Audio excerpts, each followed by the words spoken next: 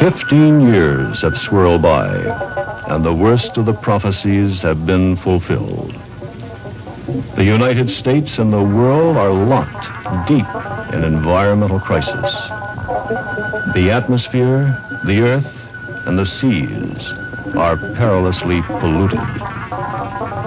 For the first time in human history, the total extinction of man is possible, even likely. It didn't happen all at once. The years whirl away and men fail to act. And when it was too late, the disasters began. What follows is a fictionalized news special program in the year 1985. Television and radio communications are still intact. The president has just spoken to the nation. Our dramatized news program begins immediately after he is finished. The things we will describe have not actually happened, but they could.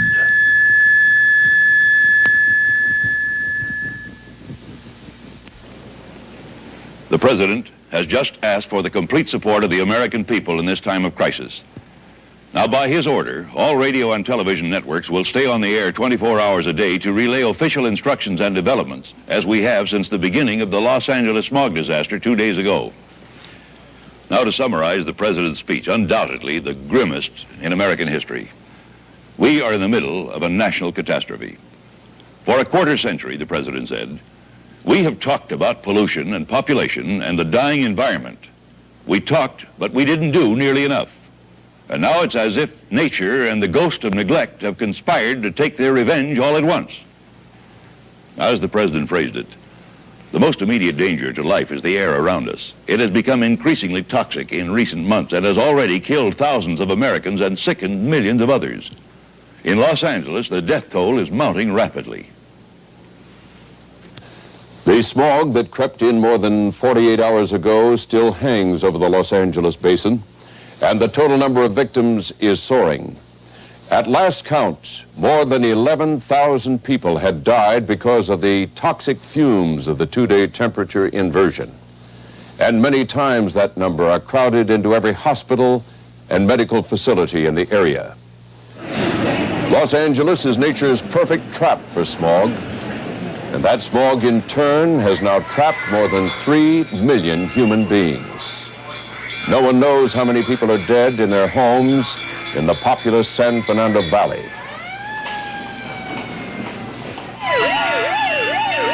Many citizens panicked for the death around them, crammed into their cars and rushed onto the freeways to flee the city. The highways are now jammed and the people in the basin cannot escape. There is no place for them to go, and not enough time. City, state, and military officials are struggling to restore order in Los Angeles, but many privately admit the battle may already be lost. But no matter what they try, it will be far too little and much too late. This is George Putnam in Los Angeles. As the president indicated earlier, more than 130 cities report toxic smog conditions, but nowhere else are they anything like those we just heard George Putnam describe in Los Angeles. Now, the major source of air pollution in that city is, of course, the automobile, as it is in most major American cities. Industries also contribute a large share, and up until recent weeks, the smokestacks were polluting full blast. Absentee rates in the American workforce have risen sharply in recent days during this period of particularly heavy air pollution. Production is slowly coming to a halt, and soon skies distorted with columns of smoke may become only a murky memory. As people in their cars stay home, as industries curtail output, some smog may clear up. And so there's a good chance that the wave of air pollution deaths and illnesses that inundated the country may be receding. Meanwhile, millions of people who show no signs of physical illness are suffering a strange lassitude. Public health officials tell us that this too is caused by the bad air surrounding us. But whatever the cause, death, illness, or lassitude, vital services in many cities are seriously crippled or non-existent. Among them, police, fire, and garbage collection. Now, the National Guard units, even though they too are understaffed, are replacing policemen and firemen in some areas. But the garbage crisis may continue for some time. There simply aren't enough people to do the work. 47 cities now have some 2 weeks of uncollected garbage on the streets, and the threat of a major epidemic is growing.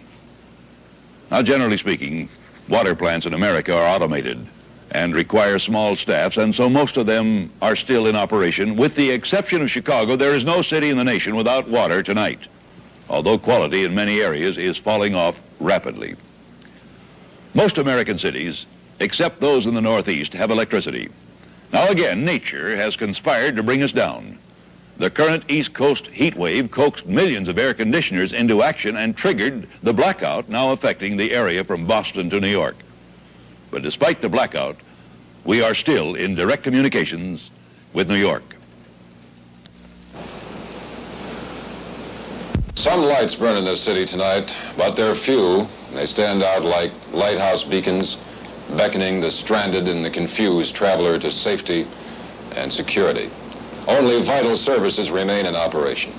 Auxiliary power units sustain hospitals, police, and fire stations are minimally lit.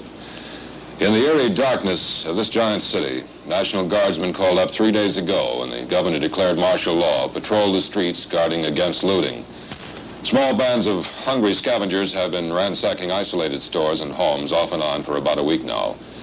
In more secure sections, the mayor has ordered food stores and warehouses to remain open, but the stocks are nearly depleted. And with transportation services almost inoperative, little food is coming into this city. So far, there have been no cases of starvation deaths reported, but many people are definitely hungry. With most businesses shut down, many streets are deserted except for the occasional patrols. Hundreds of thousands of people who were trapped in Manhattan when essential transportation first collapsed have since found other ways to leave the city. Many suburbanites who work in New York finally walk the 20 or 30 or more miles home. And hotels which were jammed 2 days ago are now empty, except for those travelers from distant cities stranded here when the airports closed down. Meanwhile, with practically no automobile traffic and factories in the area closed down, the air over this city is clearer tonight than it has been for more than a decade. And with no smog tonight, no lights on, one can actually see the stars twinkling. A rare sight for New Yorkers. This is Bill Jorgensen in New York. This is a dramatization of a news program in the year 1985. The events described here are not actually occurring at this time. I'm just getting some late word regarding the president. He has decided to remain here in Washington during the current crisis, despite requests from Congress that he and his family be evacuated for reasons of safety. Now, this city, of course, also has its share of smog, and it's a clear threat to health, but the president insists he will stay here at the seat of government. A joint session of the Congress yesterday gave him what amounts to a blank check for handling the crisis, and he now has the most extraordinary powers any American leader has ever wielded. Among the first things the president has ordered, as he explained tonight, is the immediate rationing of food supplies. They are dangerously low, dwindling fast, and some may be contaminated. Now, obviously, with the present worldwide food crisis, we are unable to import foodstuffs, and to compound the situation, our domestic output is down this year. The great western drought of last spring and the increasing toxicity of irrigation waters combined to cut food production through much of the country last fall to less than half the usual output. And we continue this year to be hurt most in those areas where we once placed our heaviest reliance. Glenn Hansen reports. This is America's great breadbasket, the Midwest. But we're alarmed out here. Alarmed at the rate our farms and croplands are being abandoned. No one living in this fertile plain and watching these lands endlessly produce their bounty ever believed it could happen. It's as simple as that. For 100 years, the great expanse of land from the Mississippi to the Rockies, from Texas to Montana, poured forth a superabundance of wheat, corn, and cattle to feed a nation in the world. It was an article of faith here that anything that increased the yield was good. And that wasn't a purely selfish point of view. After all, we had people to feed, and we took our responsibilities seriously. The surprising thing now is how long it took us to see what was happening. Oh, we see it now, of course. The poisons we spread everywhere killed the insects just as they were supposed to do. But then they killed the fish, and they killed the wildlife, and then they killed the land. Pick up a handful of dirt anywhere, from Ohio to Colorado, and you'll find it full of pesticides. Scoop up a cup full of water from any lake, river, or stream from the Alleghenies to the Rockies, and you'll find these same poisons. They won't last forever, of course. The chemicals in the soil and the water will break down, disappear, and then the land will live again. It will happen in a few decades, 3 or 4 or even 5. But in the meantime, what do we eat? This is Glenn Hansen in what was once the great food producer, the Midwest. And so along with everything else, we suffer the curse of the pesticides. We didn't embrace that evil innocently. As early as 20 years ago, we were told of the dangers in pesticides. And yet, even with those warnings, we seemed unable to escape our fate. Metromedia Science editor Ken Gilmore explains. Even back in the mid-1960s, they called them the Dirty Seven, the chlorinated hydrocarbons, of which DDT was the best known. At one time, they had been of tremendous benefit to mankind. In India alone, malaria was killing 750,000 people a year. After DDT, the death toll dropped to 1,500 for a while. And the powerful new pesticide saved millions of dollars worth of crops, crucial in a food-hungry world. Then problems began to develop. The trouble was that the chlorinated hydrocarbons were persistent. They didn't break down quickly into harmless chemicals. Years after they were sprinkled or dusted or sprayed into the atmosphere, they were still active and deadly. Runoff water washed them off the land and into the rivers and streams, and eventually into the oceans, where year after year they continued to accumulate. In the water, a curious process called biological magnification took place. The pesticides were absorbed in small quantities by algae, single-celled plants. Bacteria and minute aquatic animals ate the algae and their DDT. Small fish ate the minute animals, and larger fish ate them. And they were eaten in turn by still larger fish.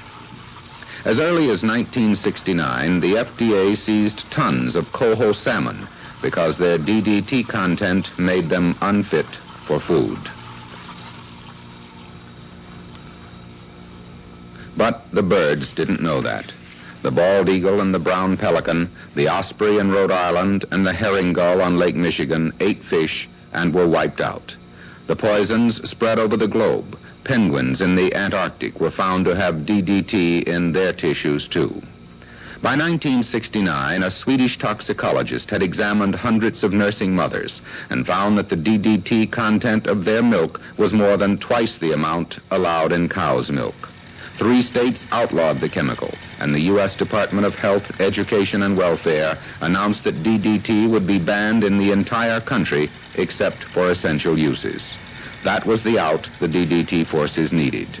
Manufacturers took a lesson from the cigarette battle a decade earlier. They continued to claim in the face of rising evidence that there was no proof that DDT was doing anybody any harm. And they and the agricultural interests continued to find more and more essential uses. But in the long run, it didn't do any good. More and more strains of insects became resistant to one insecticide after another, and the poisons killed natural predators. Soon, resistant strains of insects were destroying the food crops even more hungrily than they had been before. But by that time, the land was poisoned, and the sea, and the whole earth. And in yet another way, man's contempt for his environment had led to the ultimate payoff. This is Ken Gilmore reporting. This is a dramatization of a news program in the year 1985. The events described here are not actually occurring at this time. Our concentration in the news business in recent weeks has quite naturally been here at home, here in America. But if we have finally learned one thing from the science of ecology, it is that all things are interrelated. and our current agonies are not unconnected to those being endured by other men elsewhere around the world. Other nations are suffering catastrophes, some much worse than our own. From our own Metromedia newsroom here in Washington is Alan Smith. Latest reports from our overseas news bureaus indicate smog-like conditions have developed over London, Paris, and Rome. Thousands of people, terrified by the accounts of the Los Angeles disaster, have begun to evacuate those cities. So far, no casualties have occurred. On the other side of the world, food riots are still ripping through the major cities of India and China and Japan. The total number of dead in most recent cycle of starvation and social unrest is unknown. However, estimates based on similar conditions in those three countries over the past 5 years indicate the figure will be astronomical. All communications with the capital cities of New Delhi, Peking, and Tokyo ceased more than a week ago. But preliminary reports then put riot and starvation deaths into the tens of millions. Starvation deaths also are occurring with increasing frequency on the continent of Africa. The United Nations says at least 10 governments there have collapsed in the turmoil of mass starvation and social upheaval. As is often the case, the innocent are suffering the most. The children of Africa are in no way responsible for the current conditions. Yet they are suffering and dying like insects. The populations of the underdeveloped countries of Africa exploded during the 70s and 80s. In fact, despite an appalling death rate, the number of children there actually increased. Now, war, famine, pestilence, and social unrest are taking their toll. And if the population here is eventually stabilized, it will be because of the massive deaths of these children. In the last 2 decades, most of the children born in Africa, Asia, and South America entered the world already under a death sentence in their earliest years. What conditions prevail tonight in South America, there is no way of knowing. No one has been in any extended contact with any of the capital cities there in more than 4 days. Finally, latest figures from Mexico City indicate 9,000 have died there in the past 2 days. That city is struggling out of a dysentery epidemic similar to the one in Cairo, Egypt, 3 years ago. Mark? Thank you, Alan. The disasters we're enduring these days are clearly connected to the massive population explosion throughout the world in this century. In New York, Bill Jorgensen has some observations. The population of the United States in 1984 reached 280 million, and it's still soaring. In the rest of the world, the birth rate is more obviously out of control. Every time your heart beats, 5 more hearts begin to beat for the first time somewhere on this crowded globe. 15 years from now, in the year 2000, the beat of new hearts will be a crashing crescendo, drowning out all reason and washing entire civilizations into oblivion. Each squall of new life carries us further down the road. To what? First, a loss of privacy and dignity, then a loss of spirit, now an increase in violence and pain. But worse yet, much worse, dawn to dusk hunger will be at the center of most lives from birth until death. And the unspeakable, cannibalism, will be the language of whole communities. In the year 2000, between 7 and 8 billion bodies will battle for life trapped on a tiny world that could not sustain 3 billion people only 20 years ago. In 15 years, people will die like colonies of insects. Each new increment of life brings that death for the rest of us a little closer and sooner. A scant quarter of a century ago, a birth was an occasion for celebration, for joy and awe. And now it's cause for sorrow and fear. Beyond the wars, the famines, and the pestilences, what fearful rites and ceremonies, what politics, what strange gods will tomorrow reveal? As Yates asked when he foresaw the wreckage of the 20th century, what it would bring. What rough beast, its hour come round at last, slouches towards Bethlehem to be born? This is Bill Jorgensen in New York. Now, that report from New York, of course, contains some of Bill's own views, and to be fair, not all experts agree with his analysis of the crisis. They insist the world can sustain its current population and perhaps even accommodate more, but generally do agree some rather drastic measures are needed to control the birth rate. Now, the President talked about overpopulation in our own country at some length tonight during his address. He promised that within the next few days he will outline a major new program to deal with the problem. Metromedia White House correspondent Maury Povich is just back from a conference with presidential advisors, and he examines some of the forms the new program may take. The crux of our problem seems to be that most of the solutions offered a quarter of a century ago to stem the flood of births simply have not been effective enough. Since 1976, 90% of our states have had laws so liberal as to make abortion at any time the complete right of a pregnant female, her right alone. Contraceptive devices, agents, and instructions in their use have been a function of the federal government since late 1977. But these approaches were too little, too late. The birth rate continued, unabated, although some slight dips misled a few demographers into believing the decline had begun. It hadn't, of course, and in 1980, Congress enacted and the President signed legislation eliminating the anachronistic income tax exemption for each offspring. That had some impact, but by then our population had grown so large that any increase in the birth rate was unacceptable. It seems likely that the President will offer this next session of Congress legislation to assess special and heavy taxes on the first child, double that amount on the second child, and absolutely forbid a third child pregnancy, which will have to be aborted by law. Thus, the specter of the civil libertarians will have come into being. The government will indeed invade the bedroom, even the body, for the simple sake of survival. It will have no other choice. Government-ordered sterilization is likely to come up this session. Also, Congress will want to authorize studies on the feasibility of putting contraceptive agents in our drinking water. The President will ask for, and Congress will probably grant, large expenditures for massive re-education programs. All experts agree that the contemporary attitudes toward childbearing are at the center of resistance to change.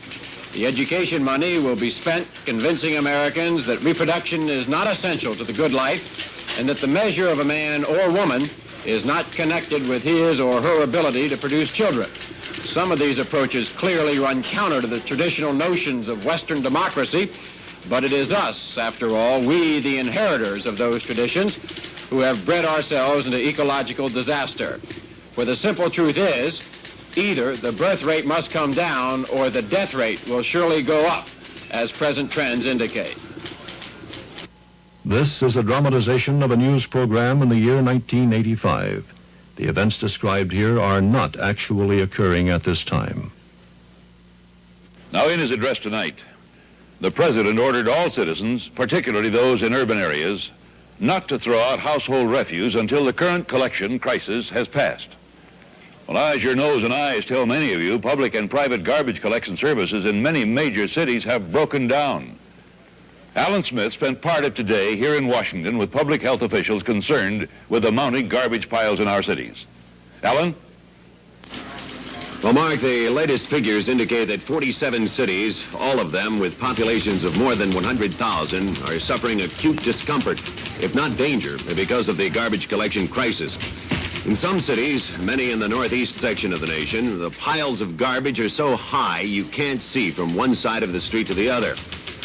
The rat population is exploding, and the mounting threat to public health, of course, is obvious. Major epidemics cannot be avoided much longer, particularly in this heat. Officials are publicly optimistic that as soon as the smog and other crises have abated, massive collection campaigns can clean up our cities again inside of 2 months. I'm not so optimistic. As long as a year ago, there were signs the system was beginning to break down. I, for one, believe we can never return to the old methods and not have crises like this develop again. The problem is more profound than collection.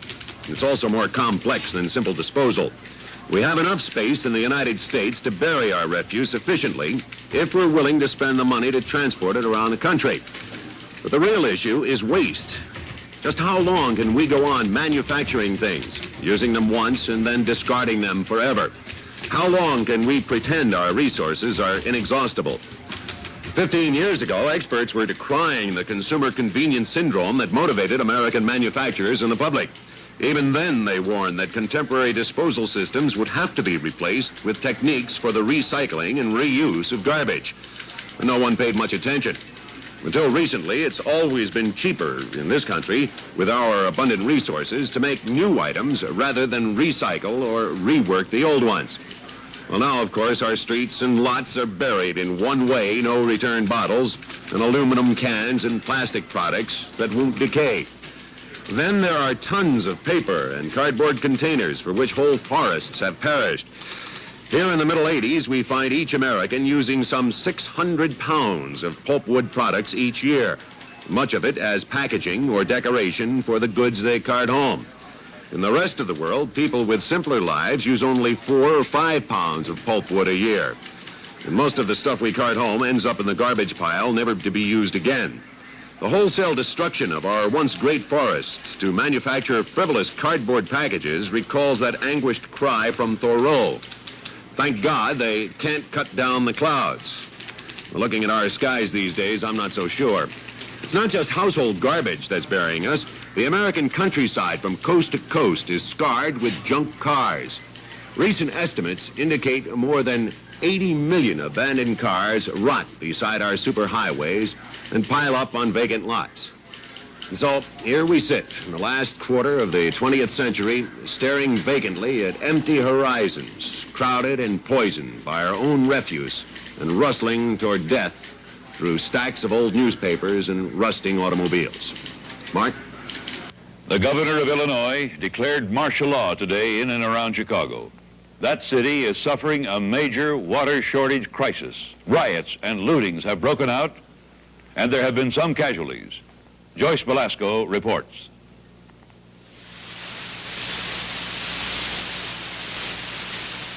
We're obviously having a little trouble with that report. We'll get back to Joyce Velasco in just a few moments. Now, Chicago's main water source is Lake Michigan, and it is, of course, heavily polluted. But as we found out during the congressional hearings in 1982, most American water sources are heavily polluted. 99% of the oxygen in our 22 major river basins is exhausted. The Potomac, the Hudson, and the Missouri are typical of the current conditions of our rivers. At first, the worst thing we thought about it was the smell. Phosphorus from human waste and from detergents poured into the Potomac at the rate of about 10,000 tons a day from the sewers of Washington alone. The phosphorus nourished billions of tiny green algae, and as they multiplied, long strings of them clung together in gelatinous masses. And soon, in some spots, the entire river was covered with a foot-thick sludge. And then the algae died, and uncounted tons of bacteria feasted on the rotting vegetation. The decaying algae oxidized, robbing the river of its oxygen. The dying bacteria decomposed, giving off the smell of an outhouse. Every year, the running river struggled to renew itself, washing out to sea much of the filth that we dumped into it. But it finally reached its limit, and it died. The smell is still there, but it's no longer our chief concern. For years, Washington and most of the Metropolitan District got its water from the upper Potomac, high above the area that was polluted. But year by year, as the population grew, more towns used the convenient river for the sewage they couldn't process themselves. The runoff from more farmland laden with fertilizer and other chemical agents added to its burden. So today, our water supply stands in peril. And we here in Washington, in the nation's capital, stand indicted by a silent stream. Without oxygen, without beauty, and without a future. This is Maury Povich on the Potomac. The Dutch explorers 300 years ago were almost poetic about the broad Hudson River. They rhapsodized about the sweetness of the air, the purity of the water, the abundance of fish in the river, and game on the shores. But by the middle of this century, the once sparkling waterway was the dumping ground for more than 400 industrial polluters who poured an incredible brew of chemicals, dyes, acids, oil, silt, soap, and detergents into its overburdened waters. They were helped in their destruction by scores of towns and cities along the river banks who filled it with human excrement and the other affluent of urban life. By the early 1970s, New York Harbor was a cesspool. The river for more than 100 miles north was fouled with rotting boats, old tires, raw sewage, and 1,000 other putrid products. There were some efforts to clean up the Hudson, but as the population continued to grow, the government refused to spend money for efficient cleansing systems, and the sewage treatment plants of the 1970s were outdated before they were ever built. And too many attempts to stop individual polluters went through an endless series of arguments, hearings, and court battles, and then frequently failed to accomplish very much. So each year, the river where shad and sturgeon had once swum upstream to spawn became dirtier. And today, as the tides ebb and flow in the estuary of the great river, the accumulated garbage and filth sloshes back and forth like an obscene rhythmic ballet. This is Bill Jorgensen along the Hudson River. The eastern rivers have been getting all the attention in recent years. They were turned into open sewers back in the 50s and 60s. But most people don't know that we've killed the great waterways of the West, too. Take the Missouri, for example. The first thing we did back in the 70s was to dam the Missouri and its tributaries to death.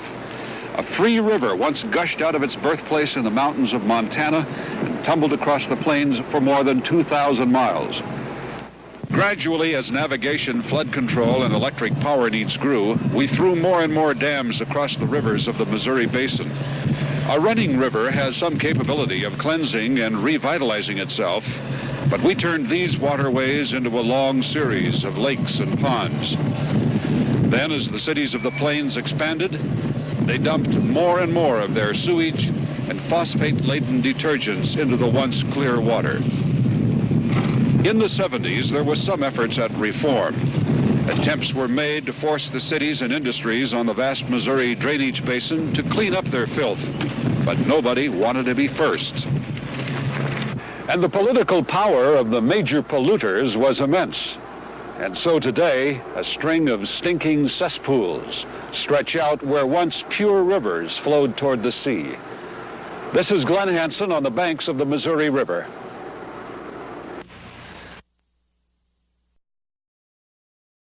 The oceans. Radioactive nuclear wastes were dumped into the sea, too. They were put in containers, but the containers couldn't last forever, and some of the wastes would retain their radioactivity for thousands of years. The combined effect of this hellish brew on the seas was beyond guessing.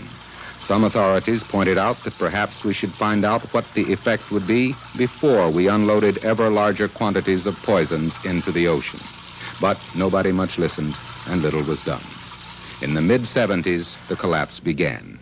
Fish that returned to the rivers to spawn simply died when they swam into the contaminated streams. Shellfish, the clams and oysters that live in the shallow tidal estuaries, had long since been killed by the oil and other chemicals that have continued to foul the sea. By 1978, seabirds had almost disappeared. Some killed by specific accidents, but most simply victims of the rising level of DDT and other poisons in the fish they ate. The commercial fishing industry was only a memory by 1980, and that collapse, of course, marked the beginning of the still-spreading famine that struck Japan and China, both of which were so highly dependent on their harvest from the sea. But the worst was yet to come. It was back in the mid-1960s that an obscure professor in a Midwest college first recognized the possibility that faces us now. It had long been known that the greenery on land, the trees and grass and bushes, generate about 30% of the Earth's oxygen supply through the process of photosynthesis. The other 70% is made by the minute single-celled plants of the sea, the phytoplankton. In the early 1970s, it was discovered that DDT and other powerful insecticides could slow down the process of photosynthesis in the sea, even when present in unbelievably minute amounts. In larger concentrations, of course, it simply killed. Still, few believed that the vastness of the sea could ever be really polluted. Today, we know better. Although we don't know how bad it is, we do know that vast areas of the oceans are now devoid of the plant life so necessary to the continued existence of life on Earth. The percentage of oxygen in the air has so far dropped only slightly. The hope is that the process of oxygen depletion, if that is what has now started, will take many years and will be reversible. But at least some calculations show that once the process begins, it may proceed at a faster and faster pace until soon, no more than a few years from now, the life-giving oxygen in the air we breathe will be gone. As of this moment, we simply don't know which course the world is taking. We can only wait and hope. This is Ken Gilmore reporting. This is a dramatization of a news program in the year 1985. The events described here are not actually occurring at this time. In the clamor over the obvious pollutants in recent years, few Americans took... We have some late developments now in the Los Angeles smog catastrophe. We switch to George Putnam. Despite an order banning all traffic except emergency vehicles on the Los Angeles freeways, the roads are now jammed beyond belief. And this city is beginning to experience what may be the most disastrous highway death toll ever. Fatalities are already into the hundreds and mounting. Military and civilian authorities are attempting to enforce the order that no cars can leave the area. They're instructing citizens to not even try. For still more car exhaust will only multiply the death rate. Actually, it is hopeless to attempt to leave the greater Los Angeles region, for there is nowhere in the area not affected by the smog. Latest police figures indicate that smog alone has now caused more than 14,000 deaths in Los Angeles. Traffic fatalities will certainly carry the total figure much higher. This is George Putnam in Los Angeles. Now let me reassure our viewers that the Los Angeles experiences George just described are unique tonight in America. The events he mentioned are occurring nowhere else. In fact, as we pointed out earlier, the complete halt in traffic in many cities may allow some toxic smog to clear up. So, I repeat, there is considerable room for optimism there. Now, as I was saying a moment ago, in all the clamor over the obvious pollutants in recent years, few Americans took note of a more insidious threat to life and sanity: noise.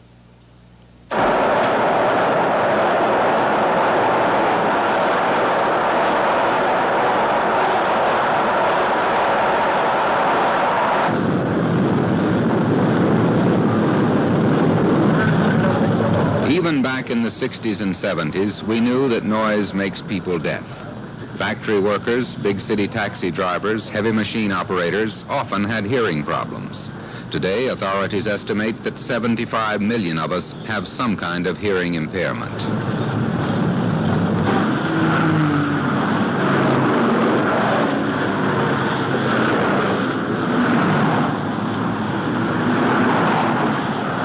The curious thing was that even back in the late 60s, with an estimated 15 million wholly or partially deafened, we didn't get alarmed enough to do anything about it.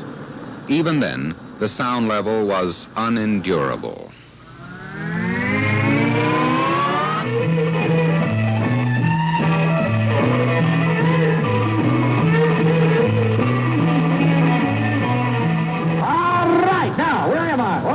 Music for you. Got a new club on Cincinnati. They were sitting any day tonight at Flower Beach. It's Royal Lake Road out there in Mansfield.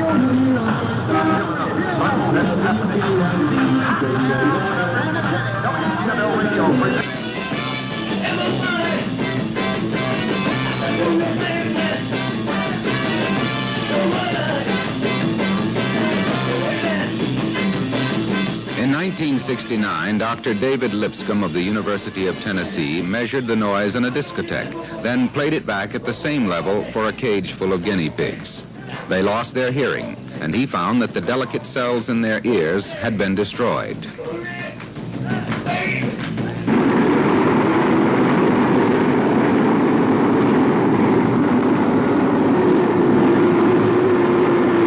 By the early 1970s, we knew that prolonged exposure to loud noise causes the blood vessels to constrict, promotes hardening of the arteries, upsets digestion, produces involuntary responses in the nervous system, ruins sex life, and makes people jumpy, upset, and grouchy.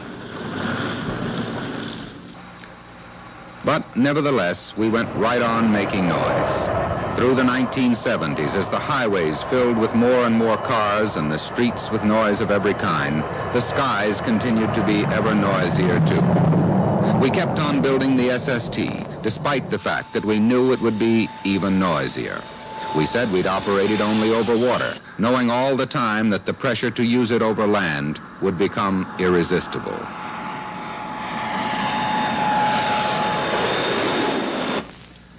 Researcher Kenneth Henry of the University of Wisconsin was the first to prove that sound can kill.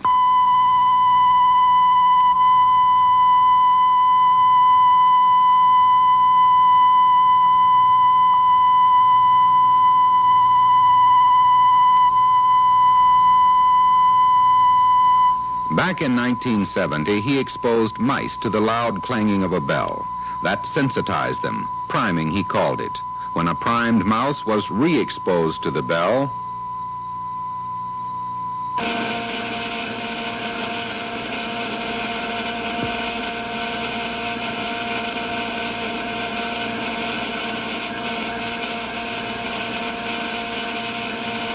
it died. It took just 15 seconds.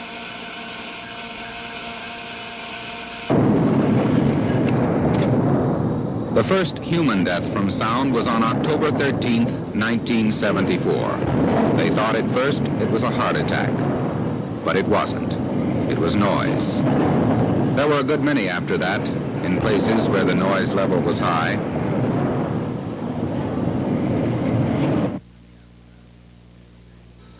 Today, it's quiet again. When the city and the factories shut down, so did the noise. But it looks like there should have been a better way to get some quiet. This is Ken Gilmore in New York. This is a dramatization of a news program in the year 1985. The events described here are not actually occurring at this time. Like many of you, I can remember when it was possible to jump into the family car and ride for a long time without ever seeing another car or even another person. The United States looked like an impossibly large land a century or so ago. And if a man couldn't make it in the East, there was always the West. If not Boston, then Chicago or Denver or Salt Lake City or even as far away as Los Angeles. But we could, and we did, run out of land. There was an ocean on the other side of the Rockies, and we found it and we stopped. Turned back and began to strip our rich earth of its life. We moved mountains, made roads, mined the minerals, and cut down the great forests. And everywhere we went, we built cities and industries. We created marvels of technology and ingenious machines to take us on our mission.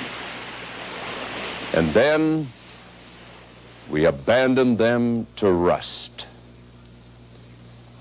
And now we are abandoned. We tamed nature, we thought. And now she is taming and shaming us. For we have learned there is an end to everything.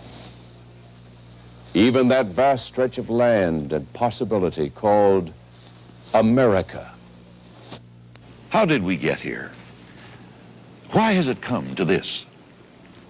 How did we cancel out the possibility that America offered a half a century ago and replace it with a future so dark that no one can tell what it may bring? 15 years ago, it seemed everyone in America was against pollution. One spring day back in 1970, the city of New York even closed some streets to the all-polluting automobile, and people celebrated Earth Day. Similar activities took place all over the country, and millions took part. There were politicians and prophets, speeches and promises, declarations and vows, petitions, exhibitions, signs and countersigns, and a great theme, a firm life, save the earth.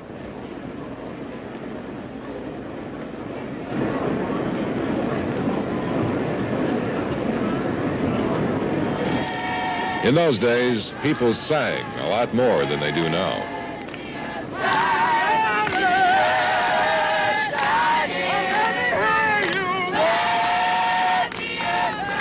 There were other campaigns back in those days. College students buried cars, women's clubs packaged ecology kits, and hippies went back to the soil and lived in communes.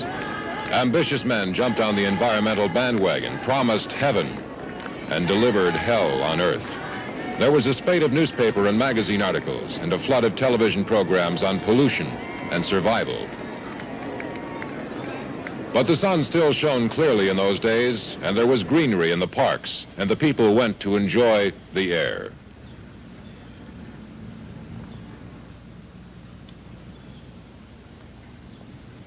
And for the young, again, there was music.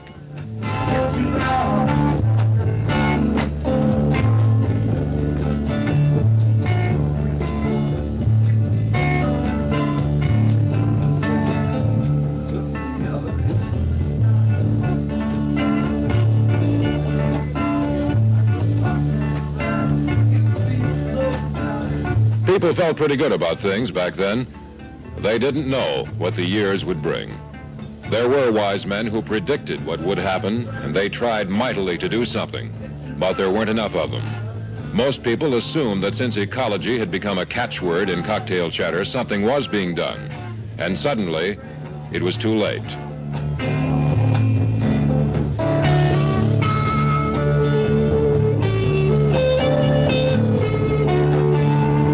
One looks back with sadness to those days, to the young people, the rock in the park, the brave little parades, and one wonders what would have happened if the people had fully realized what was already around them and what the future would bring.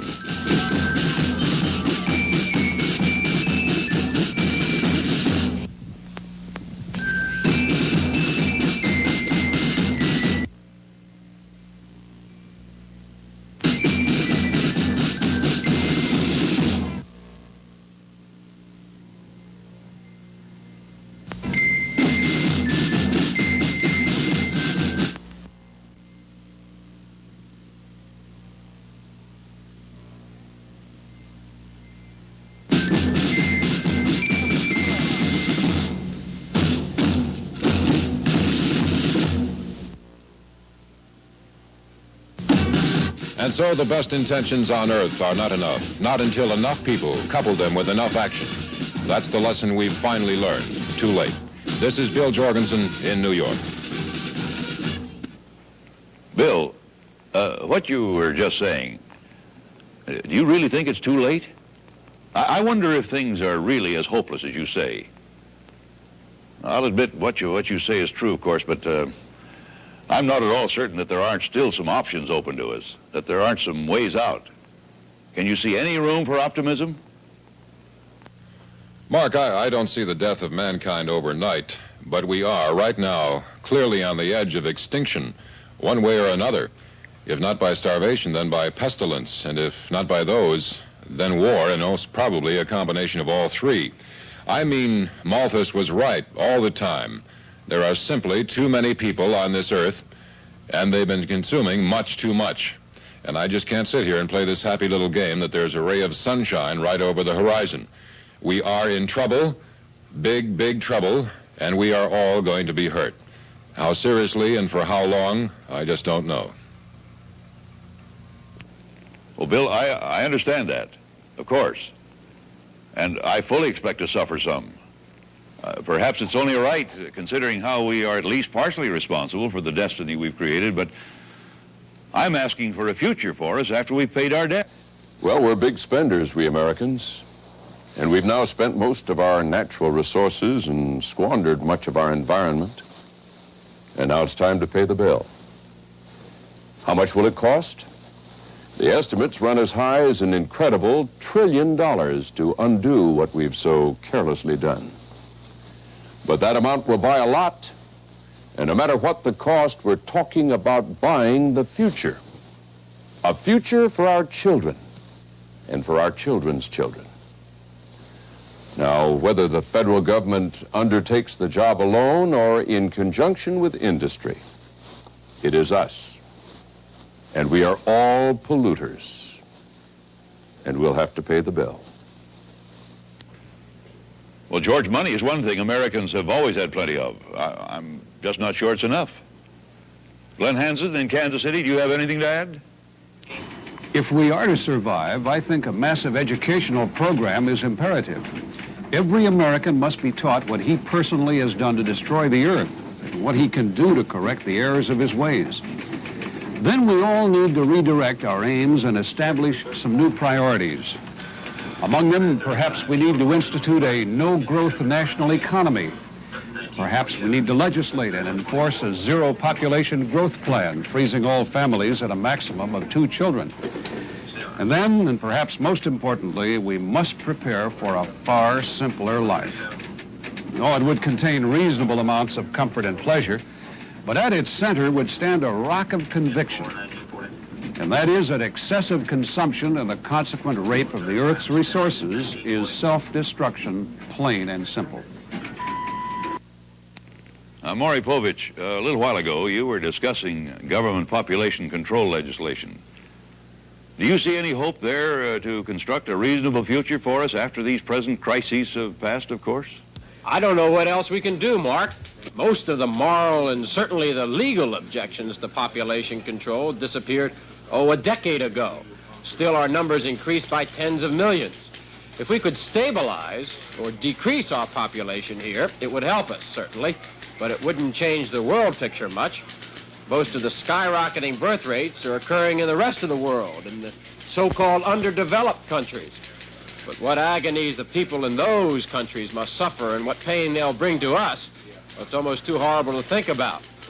Remember, the United States, with less than 6% of the world's population, consumes more than half the world's resources.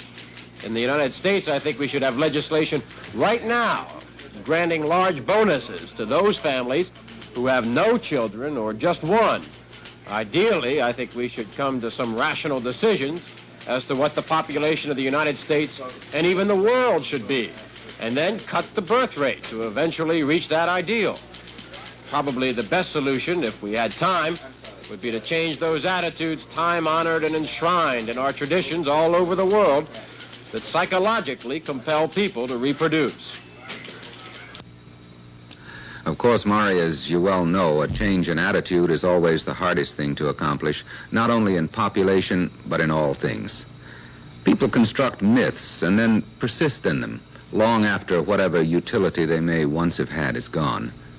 Look, for instance, at some of the myths that were current just 15 years ago when the population pollution crisis first began to attract attention. People insisted then, for example, that science would save us. The rationale was that science had made the problems, so science would naturally solve them. Now, of course, since the marriage of science and technology was a major part of the problem, there was no solution there, and 15 years later, here we still sit. Now, there was that silliest of all myths, the one about space travel saving us. Well, a knowledge of basic arithmetic could easily destroy that one. Or take the myth about the vast abundance of the sea. It was going to feed all those billions we had spawned at that time and the billions we've spawned since. Well, of course, what anyone who believed that one didn't know was that once we pollute the sky and the land, we also pollute the sea. So when we finally went to the vast cupboard in the oceans, it was bare. Mark? Thank you, Ken. Well, that's been the experience of the last century, hasn't it? We simply used up too much carelessly and with no thought for the future. But, no one has answered my question, my original question yet. Do we have a chance to survive, and how? Glenn Hansen out there in Kansas City, what are your thoughts? The outlook for our survival right now is bleak, but I, for one, am optimistic that something can and will be done. The extent of the environmental crisis of recent months, and especially the President's speech today, have impelled many people to action. The governors of all the western states are meeting tomorrow in Denver, and this time it really sounds as though they're going to do something. And I've sensed a mood of determination in government and the public alike in recent weeks, and I'm certain we're finally going to do all those things that have to be done. So I believe we'll be back on the air in the near future with the good news that millions of Americans have opted for a future for mankind. It's going to be a real battle, but I think we'll win, simply because we can't afford to lose. Well, I fully agree with you, Glenn. Despite these terrible calamities of recent weeks and months, life still goes on, and I think if we apply ourselves, we can pull out of all this agony in a year or so. And from what we said before, I think George Putnam out there in Los Angeles agrees. Right, George? George? George Putnam. Well, obviously, we've temporarily lost Los Angeles. We'll get back to George just a bit later. Now, as we said earlier, this and all other television and radio networks will continue broadcasting throughout these current crises. Alan Smith, have you any further observations? Well, I was thinking about the need to rethink the role of government in its political and economic aspects. What I mean is, for instance, if we always thought about ecology first, and if our political, social, and economic systems flowed naturally from that basis, then... How's that, Bill? No, just say it again. I just didn't hear you. Well, Mark, I was just commenting that what Alan is saying goes well beyond political and economic considerations and gets into religion and philosophy. What we're really talking about here is some incredible transformation of the human spirit. And if men changed their notion of themselves as masters of the universe and decided to be a part of the whole, well, they would have different attitudes toward one another. Then we could move to...